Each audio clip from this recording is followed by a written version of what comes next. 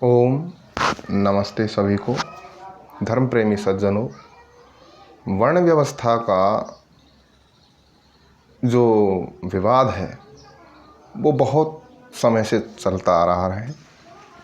कोई कहता है कि वर्ण व्यवस्था गुण कर्म स्वभाव के अनुसार है और कुछ लोग मानते हैं कि ये जन्म आधारित है, जैसे कि ब्राह्मण का पुत्र ही ब्राह्मण, क्षत्रिय का पुत्र ही क्षत्रिय, वैश्य का पुत्र ही वैश्य और शूद्र का पुत्र शूद्र होता है।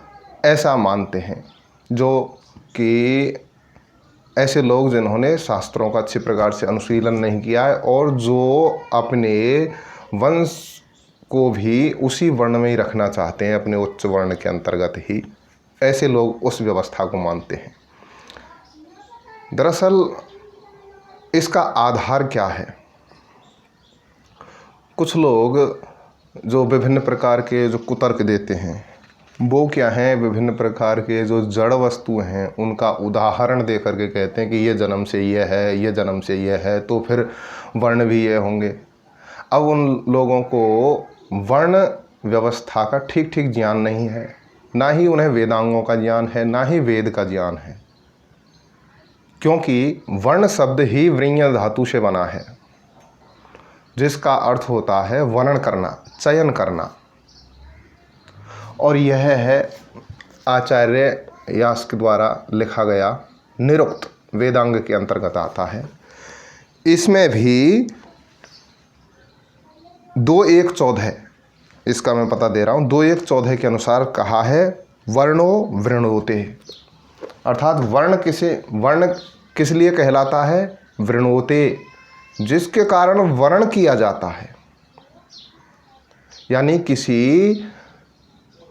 किन्हीं कर्मों को, किन्हीं गुणों को चयन किया जाता है, उनका वर्ण किया जाता है कि ये समूह एक कर लिया कि यह जो समूह है यह इसको जो धारण करेगा वह इस वर्ण का कहलाएगा और वो जो इसको धारण करेगा वो इसको कहलाएगा, इस प्रकार से। तो वर्ण का अर्थ ही यही है जो वर्ण किया जाए। रंग को भी वर्ण इसीलिए कहते हैं क्योंकि वो रंग के आधार पर किसी वस्तु के पृथक पृथक उनका चयन कर पाते हैं हम। तो वर्ण का जो अर्थ है वही है वर्ण करना या चयन करना। हालांकि वीडियो लंबा हो सकता है, इसके लिए मैं क्षमा चाहूँगा, लेकिन चूँकि यह जो विषय है बहुत ही महत्वपूर्ण है, इसलिए मैं आप सबसे अनुरोध करूँगा कि इसको आप गंभीरता से सुने, विचारें और अपना मंतव्य प्रस्तुत करें। अगला इसका जो आधार जो दिया जाता है वर्ण व्यवस्था का, कि इसका जो मैं मानता हूँ इसको गुण कर्म स्वभाव के आधार पर। अन्य जो रूढ़िवादी व्यक्ति हैं वो उसको जन्म के आधार पर मानते हैं, लेकिन उनकी धारणा मिथ्या है, भ्रांत है, असत्य है, पक्षपातपूर्ण है। इसको मैं अभी आपके सामने शास्त्रों का प्रमाण देकर के सिद्ध कर दूंगा। इसका मैंने एक तो निरुक्त से दिया, वर्ण करना, चयन करना, यानी कि पूर्व निर्धारित नहीं है, उसको चयन किया जाता है, इस कारण से वर्ण कहलाता है। दूसरा है, आपको मैं उदाहरण देता हूँ गीता में से, इसको तो सभी मानते ही हैं, चाहे जन्म आधारित मानने वाले हों या कर्म आधारित मानने वाले हों। इसमें जो है 4थे अध्याय का 13वां श्लोक है, 14वें अध्याय का, और वह कह रहा है, 4थे अध्याय का 13वां श्लोक, श्री कृष्ण जी कह रहे हैं अर्जुन से, चातुर्वर्ण्यम मया सृष्टम गुण कर्म विभागसः तस्य कर्तारमपि माम विद्धि अकर्तारम अव्ययम। यानी कि हे अर्जुन, यह जो गुण कर्म, यह जो चातुर्वर्ण्य व्यवस्था है, 4 वर्णों की जो व्यवस्था है, इसको जो मैंने माना है, मैंने इसको जो निर्धारित किया है, इसको मैंने बनाया है, वह है गुण कर्म विभाग से। गुण और कर्म के आधार पर ही इसको मैंने बनाया है, इसी प्रकार से मैं इसको मानता हूँ। तस्य कर्तारम अपि माम, यद्यपि इस समय मैं इसका करता हूँ, इसको गुण कर्म के आधार पर मानने वाला, बनाने वाला, स्वीकार करने वाला, लोगों को बताने वाला मैं हूँ।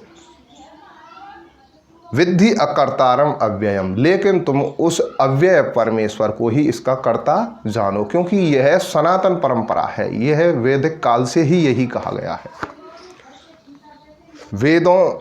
वैदिक काल से का मतलब है, मेरा कहने का मतलब है, जो ये वेदों में भी इसी प्रकार से ईश्वर ने इसका निर्धारण किया है। अगला उदाहरण है मनुस्मृति का। मनुस्मृति का प्रमाण मैं आपके सम्मुख प्रस्तुत करूंगा। यह है मनुस्मृति। इसके पहले अध्याय का 87वां श्लोक नोट कर लें आप, खूब आप मिला भी सकते हैं। पहले अध्याय का 87वां श्लोक है। इसमें भी कहा है, सर्वस्यास्य तु सर्गस्य गुप्त्यर्थम स महाद्युति मुख बाहुरुपज्जानाम पृथक कर्माणि अकल्पयत।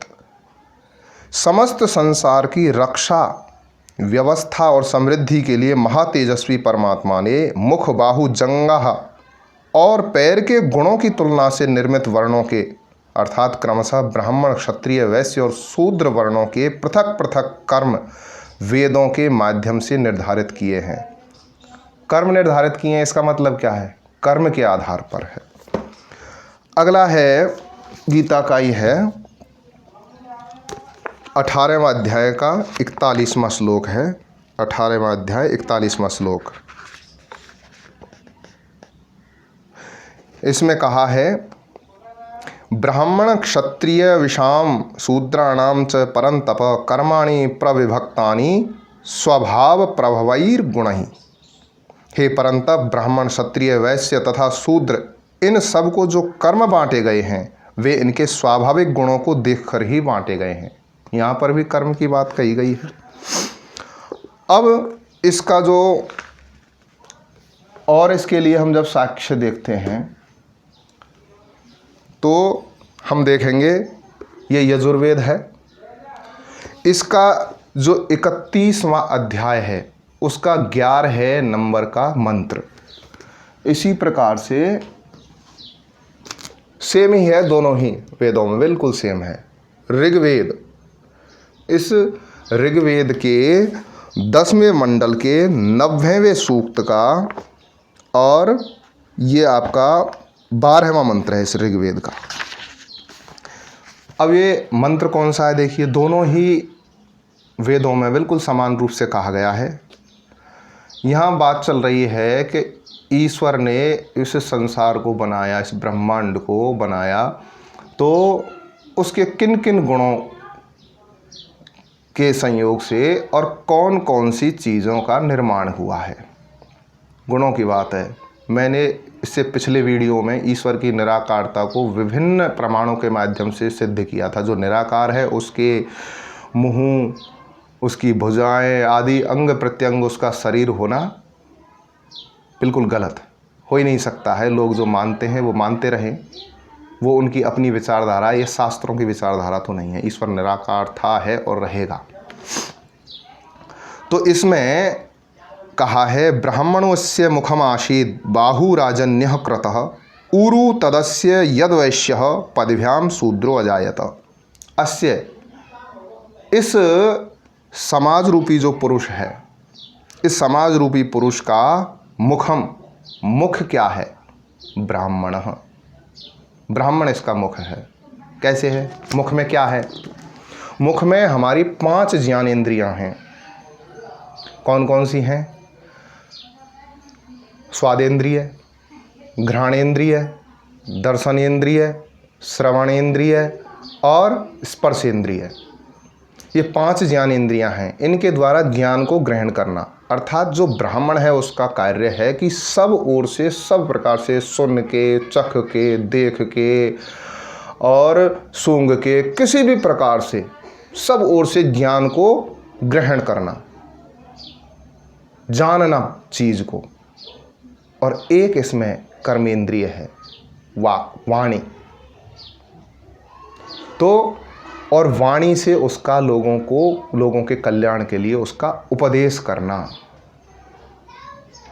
इस कारण से मुख से तुलना की गई है ब्राह्मण की। यहाँ उपमा अलंकार है।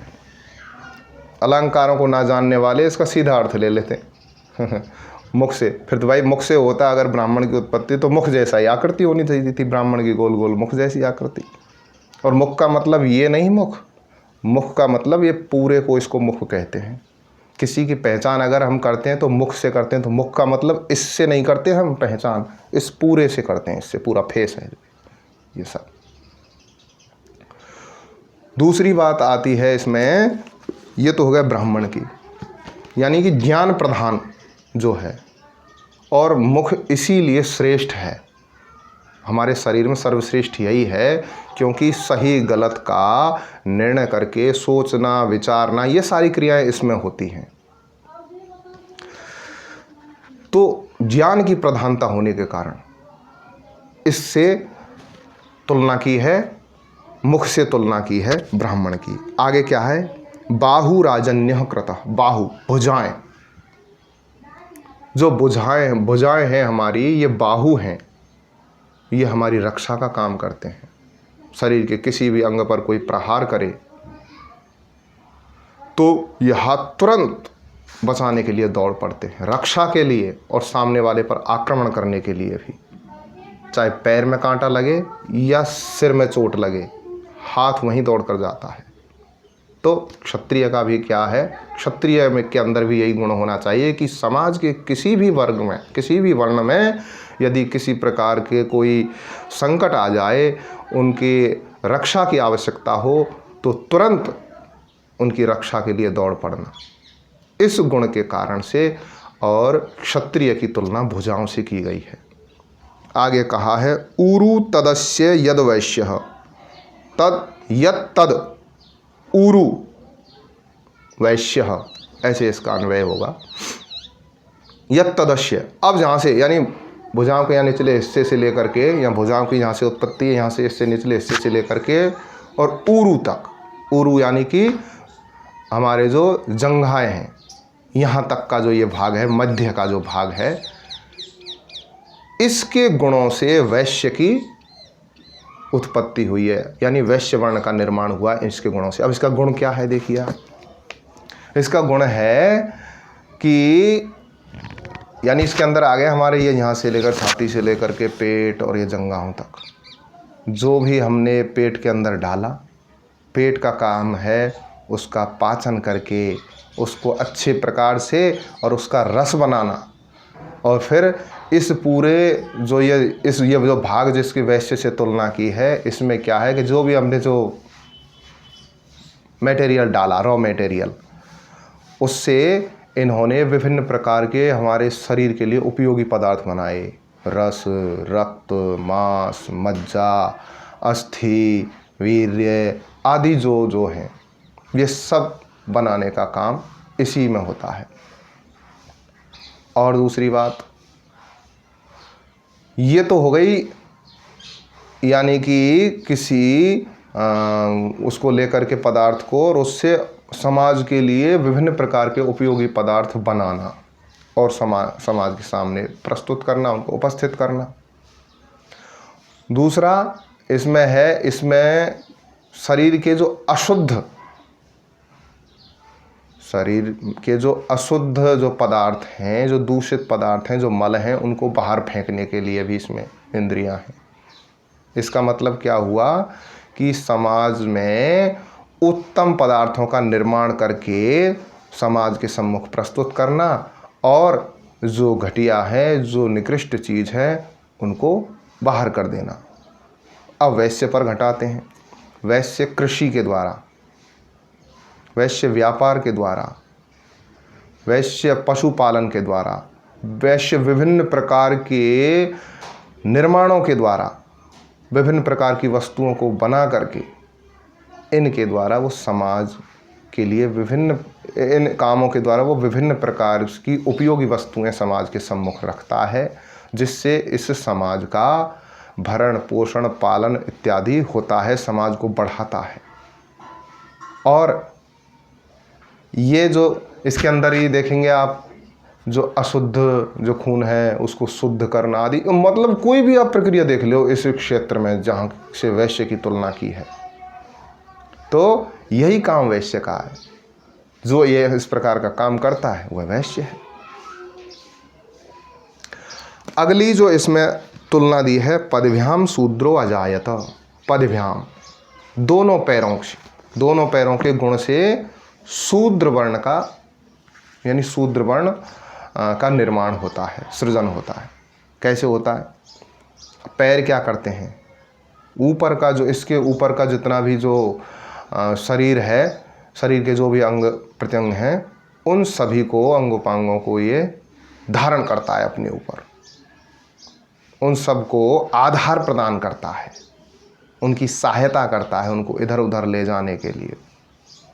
ऐसे ही जो वैश्य होता है उसमें क्या है कि ये जो ऊपर के जो गुण बताए, ये गुण तो उसके अंदर हो नहीं, यानी कि ज्ञान संबंधी, रक्षा संबंधी और जो भरण पोषण, विभिन्न प्रकार की उपयोगी वस्तुएं बनाना, कृषि करना ना आता हो, पशुपालन ढंग से नहीं आता हो, ये सारे जो चीज़ें उस पर नहीं आती हों, तो उसका काम क्या है कि उसका काम यह है कि ये जो तीनों जो वर्ण हैं उनको सहयोग देना, वे जैसा जैसा निर्देश करें वैसा वैसा करता जाए, सहायता करना उनके लिए। और जैसे पैरों का क्या काम है? एक स्थान से दूसरे स्थान पर आना जाना। तो इसी प्रकार से जो शूद्र है वो ब्राह्मण, क्षत्रिय, वैश्य, इनके आदेश पर, इनके निर्देश पर वह एक स्थान से दूसरे स्थान पर आता जाता है, उनकी सहायता करता है सब प्रकार से। यह तो ये इस मंत्र का भावार्थ है। सही भावार्थ तो यह है। लोगों ने मिथ्या धारणाएं कर ली। अब पैरों से तो पृथ्वी भी उत्पन्न हुई है। क्यों बैठते हो पृथ्वी पर? जो जन्म आधारित वर्ण व्यवस्था मानने वाले हैं, पदभ्याम, ये भूमि के लिए भी तो आया है पैरों से। ऐसे तो अगले मंत्रों में ये भी आया है कि मन से चंद्रमा की उत्पत्ति। तो क्या है? मन से चंद्रमा की उत्पत्ति का मतलब यह है जैसे हमारा मन बहुत तीव्र गतिमान होता है, वैसे ही ये जो चंद्रमा है, ये चंद्रमा बहुत तीव्र गतिमान है। अन्य लोगों को तो गौ कहते हैं, इसको कहते हैं गौतम। सर्वाधिक गतिमान, बहुत तेज गति है चंद्रमा की, इसलिए चंद्रमा को तुलना की है मन से। ऐसे ही चक्षु, नेत्रों से तुलना की है सूर्य की। ये नहीं है कि कोई नेत्रों में से सूर्य निकले हैं साहब जी के, सूर्य के उत्पत्ति हुई नेत्रों से नहीं। नेत्र का काम क्या? नेत्र में क्या है प्रधान? प्रकाश, ज्योति, इसके कारण ही हम देख पाते हैं। ऐसे ही सूर्य में क्या है प्रधान? ज्योति, उसका प्रकाश, इसके कारण से हम सारे संसार को देख पाते हैं, वो प्रकाशित होता है पूरा संसार। ऐसे अर्थ लेते हैं, क्योंकि वेद शास्त्र होने के साथ साथ, ईश्वरीय ज्ञान होने के साथ साथ एक काव्य भी है, ईश्वर का उत्तम कृति है ईश्वर की, इसलिए इसमें विभिन्न अलंकारों का प्रयोग है। अलंकारों को नहीं जानेंगे तो अर्थ का अनर्थ होगा। चलिए, ये तो हो गया वेद के आधार पर। वीडियो लंबा होगा मैं आपसे कह रहा हूँ, लेकिन विषय गंभीर है, इसलिए पूरा देखना बहुत ज़रूरी है। अगला है अब देखते हैं हम विभिन्न वर्णों के लक्षण। ये तो वेद के आधार पर हमने जान लिया। अब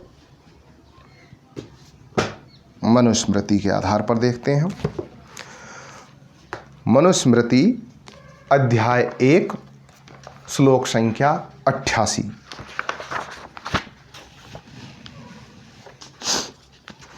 अब इसमें इस श्लोक में ब्राह्मण का कर्तव्य, ब्राह्मण के कर्म बताएं। क्या बताए हैं? अध्यापनम अध्ययनम यजनम याजनम तथा दानम प्रतिग्रहश्चैव ब्राह्मणानाम अकल्पयत्। ब्राह्मण वर्ण को धारण करने वाले मनुष्यों के लिए पढ़ना और पढ़ाना, यज्ञ करना और कराना, श्रेष्ठों और श्रेष्ठ कार्यों में दान देना और लेना, ये 6 कर्म निर्धारित किए हैं। आ गए ना? अध्यापन यानी कि वेद शास्त्रों को पढ़ाना, अध्ययन स्वयं भी अध्ययन लगातार करते रहना, यजन यानी यज्ञ करना, याजन यज्ञ करवाना, दूसरे के जाके कराओ। दानम श्रेष्ठ कार्यों में श्रेष्ठ पुरुषों के लिए दान देना, नहीं लेना ही लेना नहीं, देना सबसे पहले रखा है देने को। फिर है प्रतिग्रह और दान लेना। ये 6 कार्य मुख्य रूप से महर्षि मनु ने, मनुवाद के बहुत से विरोधी बहुत गड़बड़ करते हैं, पढ़ा नहीं है उन्होंने मनुस्मृति को। तो ये 6 कार्य किसके हैं, ये बताए हैं ब्राह्मणों के। अब गीता में क्या बताया है? गीता में है आपके श्लोक संख्या 18वां अध्याय श्लोक संख्या 42।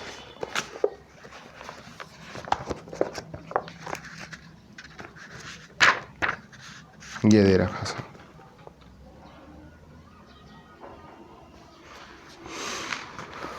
इसमें कहा है और क्या गुण होने चाहिए उसमें ब्राह्मण में? क्षमोदमस तपः शौचम शांतिरार्जममेव च ज्ञानम विज्ञानमास्तिक्यम ब्रह्म कर्म स्वभावजम शमः, यानी शम इंद्रियों में विकार उत्पन्न नहीं होने देना। दम, अगर कोई विकार उत्पन्न हो जाए तो मन को नियंत्रित करके अपनी निग्रह शक्ति से उसका दमन कर देना। तपः, द्वंद्वों को सहन करने की शक्ति। शौच, स्वच्छ रहना, अंदर बाहर की स्वच्छता पूरी तरह से। शांति, क्षमाशील होना। आर्जवम, सरल व्यवहार होना एकदम। और ज्ञानम, सभी पदार्थों का यथार्थ ज्ञान। और विज्ञान, फिर उनसे विज्ञान अर्थात ब्रह्म ज्ञान प्राप्त करना, ब्रह्म का ज्ञान प्राप्त करना उनसे। और आस्तिक्यम, आस्तिक बुद्धि रखना। ये स्वाभाविक गुण किसके होते हैं? ये ब्राह्मण के होते हैं, स्वाभाविक गुण। ठीक। अगला है ब्राह्मण के लिए कहा है मनुस्मृति के अंतर्गत बता रहा हूं अब मैं, दूसरे अध्याय का आपके दूसरा अध्याय 28वां श्लोक।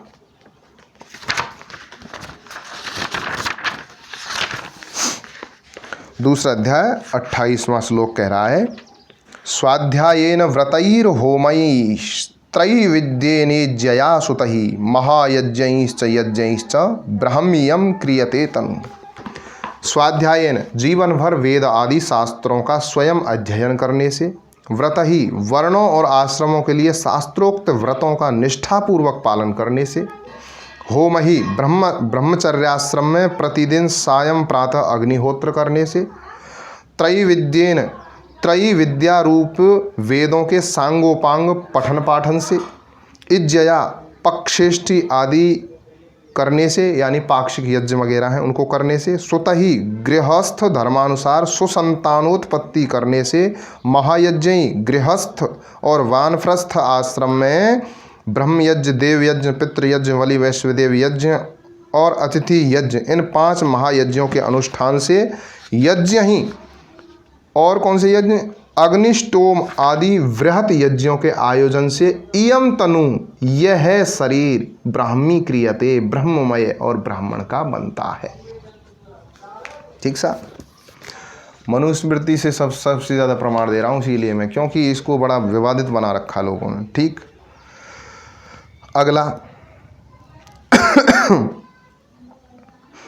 अगला है बोधायन धर्मसूत्र। ये रहा सा बोधायन धर्मसूत्र। बोधायन धर्मसूत्र का 10वां अध्याय खंड 18 सूत्र संख्या 2।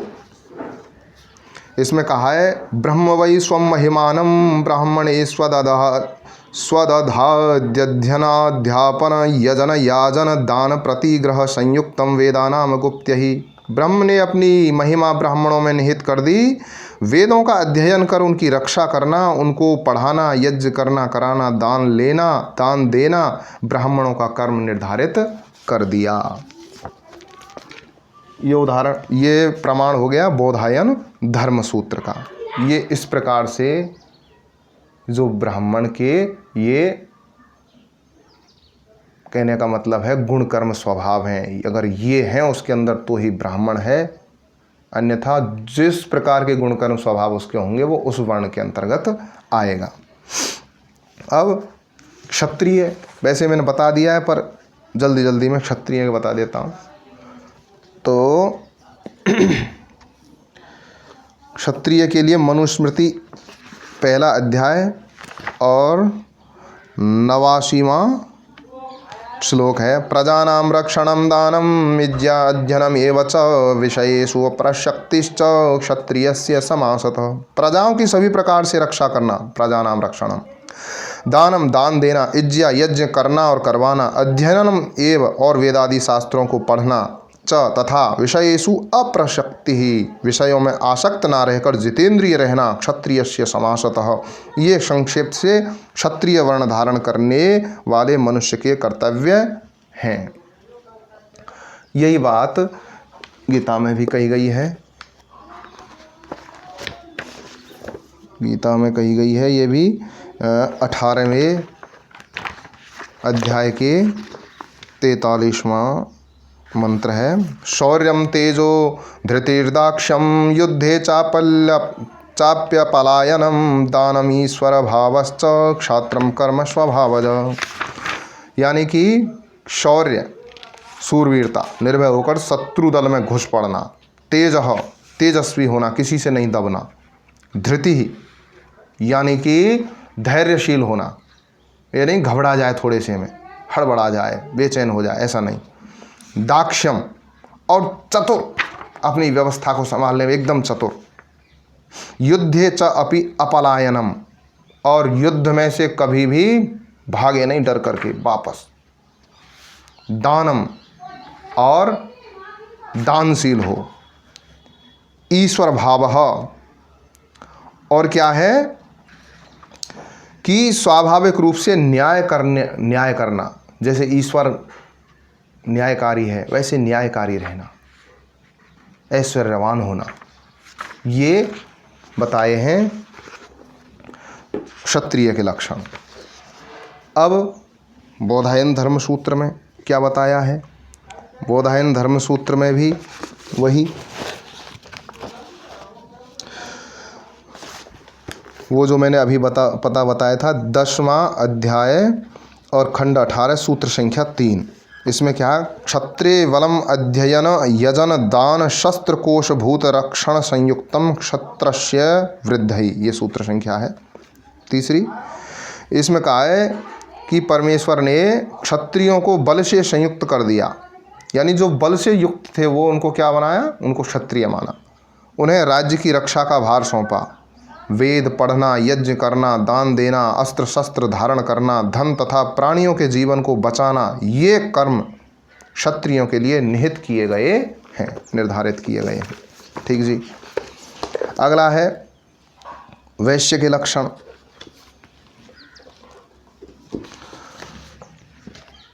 वैश्य के लक्षण के लिए मनुस्मृति प्रथम अध्याय 90वां श्लोक। पशूनां रक्षणं दानं यज्ञ अध्ययनम् एव च वणिक्पथं कुशीदं च वैश्यस्य कृषिम् एव च। पशूनां रक्षणम, पशुओं की सब प्रकार से रक्षा करना। दानम, श्रेष्ठों को और श्रेष्ठ कार्यों के लिए दान देना। यज्ञ, यज्ञ करना, करवाना। च अध्ययनम एव, और वेदादि शास्त्रों को पढ़ना। वणिक पथम, सब प्रकार का उत्तम व्यापार करना। च कुशीदम, और नियमानुसार ब्याज लेना। नियमानुसार यहाँ ब्याज है उसके लिए वैसे अगले किसी विषय में लेंगे। इसमें कहा है कि 1% से अधिक ब्याज ना ले किसी से भी, और यदि उसकी जो ब्याज की जो राशि है, अगर वो ब्याज की राशि अगर मूलधन के बराबर प्राप्त कर ली हो तो फिर ब्याज लेना बंद कर दे, वो चाहे हो जाए 100 वर्ष। यानी मूलधन से अधिक ब्याज लेने का भी शास्त्रों में विधान नहीं है। ठीक। और यही बात गीता में 18वां श्लोक, वो 18वें अध्याय का 44वां श्लोक।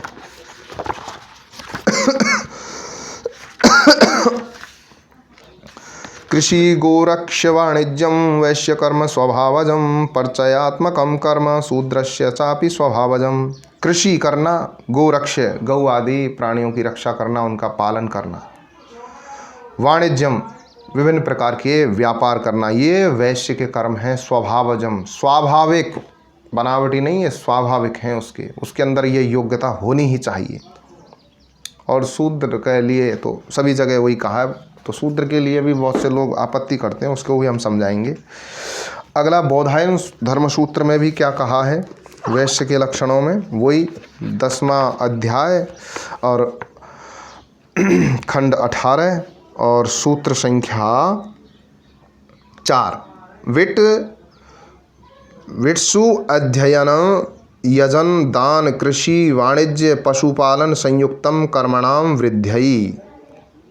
और परमेश्वर ने किस प्रकार के कर्मों से युक्त किया वैश्यों को, तो क्या कहा, अध्ययनम, वेदादि शास्त्रों का अध्ययन करना, यजनम, यज्ञ करना, दान देना, कृषि, खेती करना, वाणिज्य, व्यापार करना, पशुपालनम, और पशुपालन करना। ये सब क्या है, ये वैश्य के लक्षण हैं। और शूद्र के लिए तो शूद्र के लिए मनुस्मृति 1 अध्याय और मंत्र संख्या 91, इसमें कहा एकमेव ही शूद्रस्य प्रभु कर्म समादिशत एतेषामेव वर्णानाम शुश्रूषामनसूयया। शूद्र का एक ही प्रभु कर्म समादिशत, यानी परमात्मा ने शूद्र वर्ण को धारण करने वाले मनुष्य का एक ही कर्तव्य निर्दिष्ट किया है, वह यह है कि एतेषाम एव वर्णानाम, इन्हीं जो वर्ण हैं, ऊपर जो बताए इन वर्ण हैं, इन वर्णों का अनसूयया, ईर्ष्या निंदा से रहित, कोई अपने अंदर ऐसी भावना ना लाए, हीन भावना ना लाए, कोई ईर्ष्या की भावना ना लाए, घृणा की भावना ना लाए, निंदा रहित होए, इस प्रकार से होकर के उनकी सेवा करना। क्योंकि भाई तेरे अंदर योग्यता नहीं है, वो जिस दिन तेरे अंदर योग्यता आ जाए तो वर्ण परिवर्तन भी कर सकता है। यही बात बौधायन धर्मसूत्र में कही है, सभी जगह यही बात कही है। अच्छा, अब कोई कहे कि क्या वर्ण परिवर्तन भी हो सकता है, जो कह रहे हो आपके शूद्र अगर भैया योग्यता प्राप्त कर ले तो उच्च वर्ण को प्राप्त कर ले, क्या ऐसा भी होता है? और जो ब्राह्मण आदि जो उच्च वर्ण हैं वो यदि किसी प्रकार के अपने कर्म से पतित हो जाएं तो क्या वो निम्न वर्ण में आ जाएंगे? बिल्कुल आ जाएंगे। इसके लिए यही मनुस्मृति प्रमाण है, और भी बहुत सारे शास्त्र प्रमाण हैं, हम आपको अभी बताते हैं। तो वर्ण परिवर्तन के लिए, वर्ण परिवर्तन के उदाहरण मैं अगले वीडियो में बताऊंगा कि कौन कौन महापुरुष हमारे इतिहास में किस किस वर्ण में पैदा हुआ और कौन सा वर्ण आगे चल के उसका निर्धारित हुआ, उसके गुण कर्म स्वभाव के अनुरूप। ठीक है जी। तो यहाँ पर वर्ण परिवर्तन के लिए 10वां अध्याय है मनुस्मृति का, और 65वां श्लोक है। 65वां श्लोक 10वां अध्याय।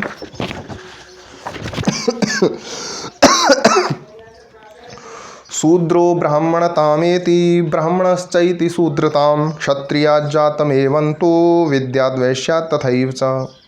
अर्थात शूद्र या शूद्र कुल में उत्पन्न व्यक्ति जीवन में कभी भी ब्राह्मण वर्ण की शिक्षा दीक्षा प्राप्त करके ब्राह्मण वर्ण को ग्रहण कर सकता है और उसके अंदर यह योग्यता आ जाए। हाँ, शूद्र का मतलब अज्ञानी तो है लेकिन अधार्मिक नहीं है कि पौआ पी के पड़े रहे और शूद्र कहला, फिर तो मिलेच्छ हो जाओगे आप। अगर आपका भोजन व्यवहार शुद्ध नहीं है तो आप शूद्र नहीं हैं। क्योंकि देखिए, आर्य कहा गया है चारों वर्णों को, ठीक सा, और सवर्ण का मतलब भी यही है जो वर्ण के संयुक्त है वर्ण से, यानी कि ब्राह्मण क्षत्रिय वैश्य शूद्र, ये सवर्ण है। ये तो सवर्ण और ये शूद्र अलग अलग मूर्खता से कर लिए लोगों ने। सवर्ण का मतलब यह है। दूसरी बात क्या है कि शूद्र जो व्यक्ति हाँ, मैं ये बता रहा था द्विज में और शूद्र में क्या अंतर है। द्विज धर्मात्मा प्लस विद्वान, और शूद्र क्या है, धर्मात्मा प्लस अज्ञानी, इतना ही ज्ञान का अंतर है ये। और कर्मों का वो है ये, वो ज्ञान नहीं है तो कर्म नहीं है, वो सीधी सी बात है।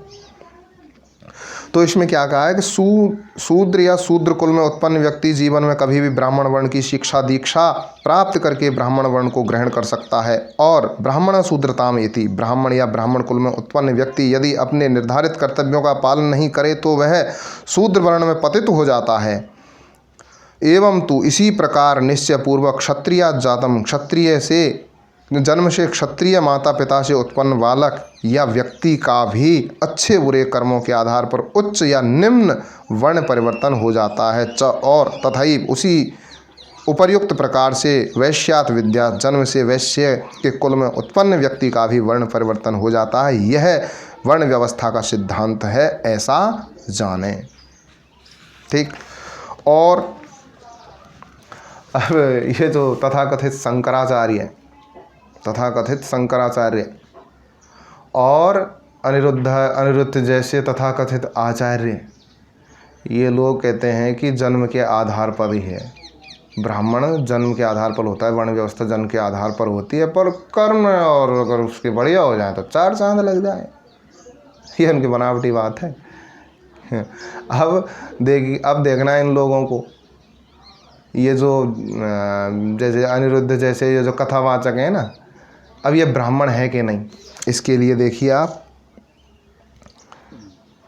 दूसरे अध्याय का 168वां श्लोक, दूसरा अध्याय श्लोक संख्या 168। यो नधीत्य द्विजो वेदम अन्यत् कुरुते श्रमं स जीवन्नेव शूद्रत्वम् आशु गच्छति सान्वयः। यह द्विजः, जो ब्राह्मण क्षत्रिय और वैश्य तीनों को द्विज कहते हैं। ठीक है। वेदम अनधीत्य, वेद का स्वाध्याय छोड़कर, वेद तो जानते ही नहीं है, वेद को तो ये बस पुराणों में ही घुसे रहते हैं और पुराणों को भी पूरी तरह से नहीं जानते। अन्यत् श्रमम कुरुते, केवल अन्य शास्त्रों में श्रम करता है, वेद तो छोड़ दिया और अन्य शास्त्रों में श्रम कर रहा है, यानी वेदों का पठन पाठन नहीं करता है। वह जीवन एव, जीते हुए ही, जीवित रहते हुए ही, सान्वयः अपने वंश के सहित, आशुहु शीघ्र ही, शूद्रत्वम गच्छति, शूद्रत्व को प्राप्त हो जाता है, अर्थात शूद्र बन जाता है। तो आचार्य अनिरुद्ध क्या हुए, क्योंकि वेदों का स्वाध्याय तो करते नहीं, शूद्र हैं, शूद्र कथा कह रहा है, तभी तो लोगों को उल्टी सुल्टी शिक्षाएं देता रहता है, सही शिक्षाएं तो कभी देता नहीं है, गलत सलत देता रहता है। अब और किस शास्त्र में वर्ण परिवर्तन का सिद्धांत बताया है, तो और मैं आपको बताता हूँ, ये है आपका आपस्तंभ धर्म सूत्र। ये जो धर्म सूत्र, गृह्य सूत्र, श्रौत सूत्र और कल्प सूत्र हैं, सॉरी कल्प सूत्र नहीं, वो सुलभ सूत्र हैं, ये 4 प्रकार के कल्प सूत्र होते हैं। 4 प्रकार के कल्प सूत्र जो 6 वेदांगों के अंतर्गत जो कल्प होता है उसके अंतर्गत आते हैं। तो वेदांगों का पढ़ना भी बहुत आवश्यक है, यही हमें वेदों को समझने में मार्गदर्शन प्रदान करते हैं। तो अब हम चलते हैं आपस्तंभ धर्म सूत्र के प्रश्न संख्या 2, पटल संख्या 5 और कंडिका संख्या 11 और सूत्र संख्या 10 और 11 है।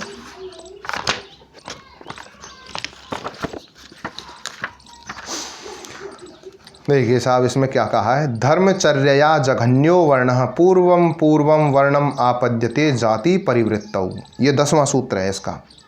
ये कह रहा है धर्मचर्या, धर्म आचरण करके, क्या करके, धर्म आचरण करके, जघन्यो वर्णः, जो निम्न वर्ण है, निम्न वर्ण का जो व्यक्ति है वो पूर्वम पूर्वम वर्णम, अपने से पहले पहले वाले यानी वैश्य, क्षत्रिय और ब्राह्मण, इन वर्ण को आपद्यते, प्राप्त कर लेता है, जाति परिवृत्तौ, चाहे वो जन्म से कुछ भी हो, अपने उस वर्ण को छोड़ करके, जो पुराना वर्ण है उसको जाति परिवृत्तौ, उस पुराने वर्ण को परिवर्तित करके और धर्मचर्या का आचरण करते हुए जैसे जैसे जिस वर्ण के गुण कर्म स्वभावों को धारण करता जाता है उस श्रेष्ठ वर्ण को धारण कर लेता है। ठीक।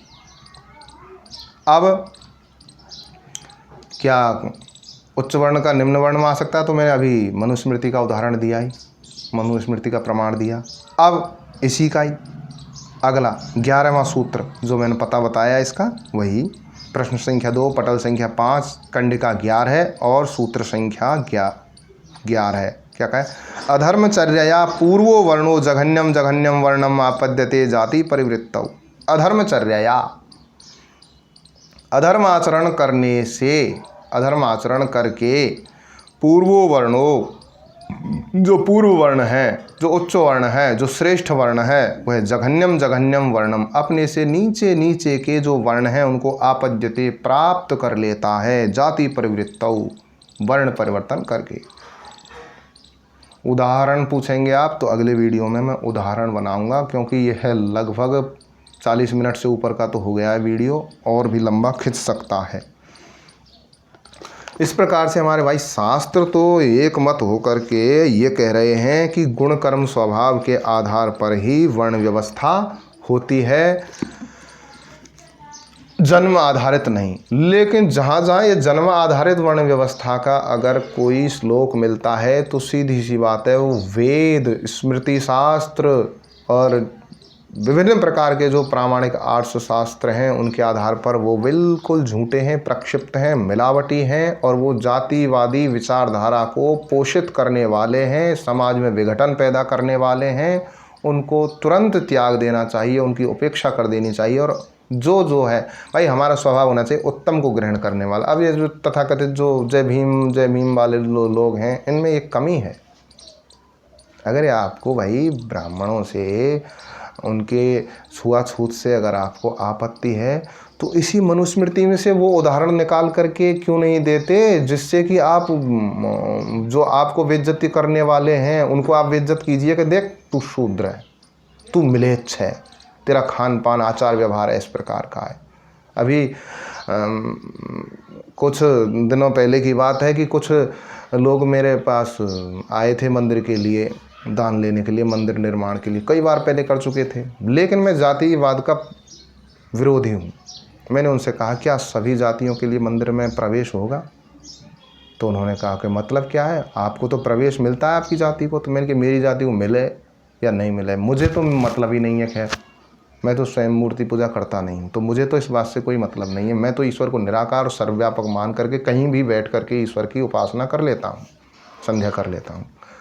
लेकिन अन्य जो लोग हैं जो ईश्वर को मानते हैं, उसमें आस्था रखते हैं और वो मंदिर में आकर के पूजा अर्चना करना चाहते हैं, जिनको आप निम्न जाति कहते हैं, भंगी चमार आदि जो कहते हैं, क्षमा करना, अलग अलग स्थान पर अलग अलग जातियों के लिए जो शब्द निर्धारित हैं। जैसे मैं किसी शब्द विशेष को बोलूँगा जो कि उस क्षेत्र में बोला जाता है, तो उससे फिर अन्य लोग जो देश के हैं वो नहीं समझ पाएंगे किस जाति की बात कर रहे हैं आदि।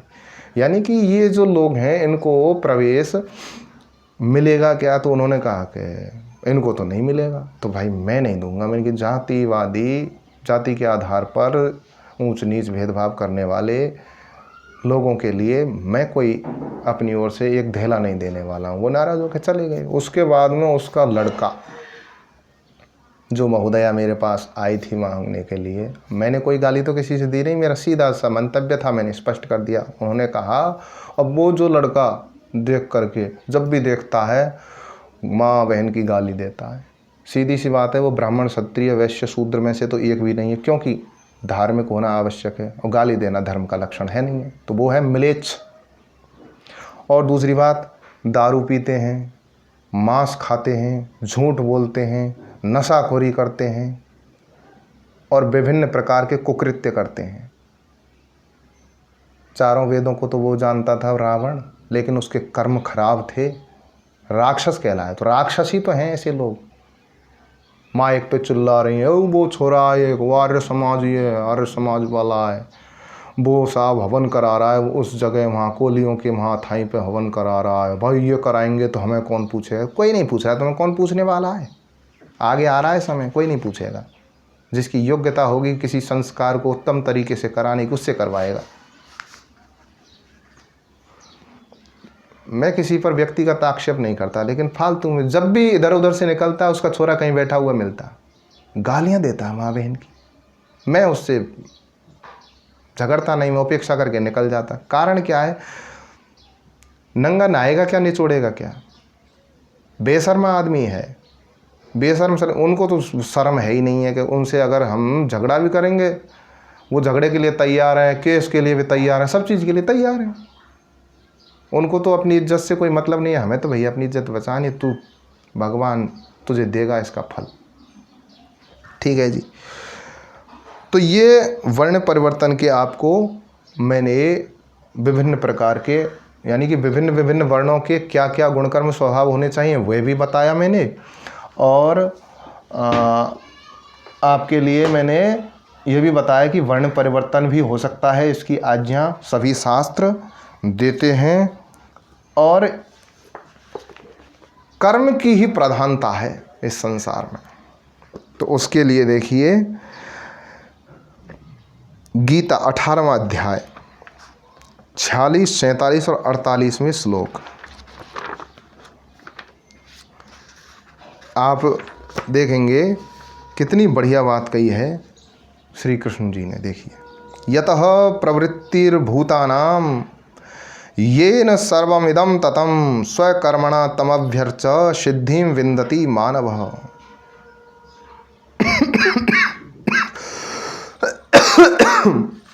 क्या कहा है? ईश्वर के यहाँ पूजा का, ईश्वर की पूजा अर्चना करने का सर्वोत्तम साधन बताया। क्या बताया इसमें? यह बताया है कि जिसके कारण ये संसार भर के अनंत ब्रह्मांड स्व कर्म में प्रवृत्त हो रहे हैं, जिसने ये सारा ताना तना है, ताना माना सारा ये बुना है, जिसने उसका सच्चा अनुकरण, उसके समान निरंतर श्रमशील होकर निष्काम कर्म करना है, सो अपने कर्म को पूरी योग्यता से संपन्न करके फिर प्राप्त फल को प्रभु अर्पण करके मनुष्य परम सिद्धि को प्राप्त होता है। यही है ईश्वर की सच्ची पूजा। श्रेयान स्वधर्मो विगुणः पर धर्मात् स्वनुष्ठ, यानी कि बहुत सारे हैं, आप स्वयं पढ़ लेना इसको। यानी कि अपने जो स्वाभाविक जो कर्म है उसको छोड़ करके कोई व्यक्ति किसी कर्म में वैसे ही टांग फंसाए, उस काम को वो करे, तो उसमें फिर उसको दोष ही लगेगा, उससे कोई ना कोई मिस्टेक होगी, गलती ही होगी। इसीलिए कहा है सहज कर्म कौन्तेय सदोषम अपि न त्यजेत, कि अपना जो स्वाभाविक कर्म है उसको, है कुंती पुत्र अर्जुन, उसको सदोषम अपि, उसमें अगर विभिन्न प्रकार की या पीड़ा, जो कष्ट हो रहा है, शारीरिक कष्ट, मानसिक कष्ट जो हो रहा है उसको करने में, वह होते हुए भी उसको ना त्यजेत, उसको छोड़ना नहीं चाहिए। सर्वारंभा ही दोषेण, क्योंकि जितने भी जो वर्णों के कर्म है, ये मत समझना कि उस वर्ण का कर्म बहुत अच्छा है, उस वर्ण का, उस आश्रम का यह कर्म अच्छा है, ऐसा नहीं है। दूर के ढोल सुहावने, जब उस वर्ण में या उस आश्रम में पढ़ करके उसके कर्मों को करोगे तब पता चलेगा कि सभी क्या हैं, सर्वारंभा ही दोषेण, सभी क्लेश यानी शारीरिक क्लेश रूपी जो दोष है उससे ही आरंभ होने वाले हैं सभी। किस प्रकार से? जैसे धूमेन अग्नि एव आवृता, जैसे अग्नि धुएं से आवृत रहती है, अग्नि कभी धुएं से वियुक्त नहीं हो सकती, सदैव संयुक्त रहेगी। तो इस प्रकार से कहने का मतलब यह है कि कर्म का ही महत्व है, और वर्ण व्यवस्था जो है वह गुण कर्म स्वभाव पर ही आधारित है, और यह जन्म के आधार पर बिल्कुल नहीं है। जो इस बात को कहते हैं वह स्वयं ही शूद्र हैं, और यदि उनके कर्म भी खराब हैं तो वो शूद्र भी नहीं, फिर म्लेच्छ हैं, वो राक्षस हैं, बेकार व्यक्ति हैं, कोई मतलब नहीं है उनका, इस दुनिया में जीने का उनका कोई लाभ नहीं है। लोगों को भ्रमित कर रहे हैं वो, और लोगों को भ्रमित करना सबसे बड़ा पाप है। मैंने वर्ण व्यवस्था के बारे में अधिक से अधिक शास्त्रोक्त प्रमाण आपको दे करके समझाने का प्रयास किया। इसी के साथ मैं अपनी वाणी को विराम देता हूँ। आगे हम किसने किस वर्ण में कौन पैदा हुआ और उसने भविष्य में किस वर्ण को अपनाया, इस पर हम चर्चा अगले वीडियो में करेंगे। दूसरा, जो उन्होंने जो उदाहरण दिए थे ना, वो जड़ पदार्थों के कि जन्म से आम आम होता है, कान कान होता है, हाथ हाथ होता है, तो ये है। इस पर भी हम अगले वीडियो में चर्चा करेंगे। कई वीडियो बनेंगे उनकी श्रृंखला में, और एक उनके भागवत के खंडन पर भी बनेगा, प्रामाणिक सटीक विवेचन करके बनाऊंगा मैं, और एक राधा के ऊपर भी वीडियो बनाऊंगा। तो बहुत सारे वीडियो आने वाले हैं, लेकिन अभी थोड़ा समय का अभाव है। जैसे जैसे समय मिलता जाएगा मैं आपके सम्मुख प्रमाण सहित इन विषयों को रखने का प्रयास करूंगा। आपने बड़े धैर्य के साथ में इस 50-51 मिनट के इस वीडियो को देखा सुना, आपका हृदय से आभार, धन्यवाद। इति ओम शांति।